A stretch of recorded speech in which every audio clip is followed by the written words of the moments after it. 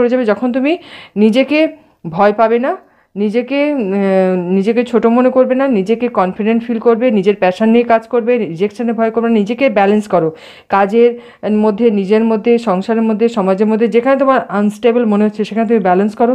তো তোমার কী হবে, কখনো তুমি পুরনো কথা, ছোটোবেলাকার কথা বা মনে সেই ভয়, সেই চিন্তা যে আমি এই ভুল করেছি বা ওই ভুল করেছি, যাই হোক যা ঘটে গেছে সেটা নিয়ে তুমি চিন্তা করবে না। অতীতকে এভাবে মনে রেখে মন খারাপ করে না করে সেটাকে ভুলে গিয়ে সেটাকে সরিয়ে রাখো।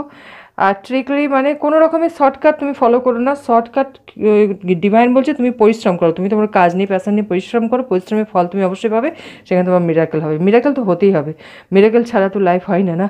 তো আর যেটা এখানে বলবো, আর ডিভাইন ওপর, ঈশ্বরের উপর ভক্তি রাখো, বিশ্বাস রাখো। উনি কিন্তু কারো উপর কোনো রকমের অন্যায় কখনো হয়ও না, হয়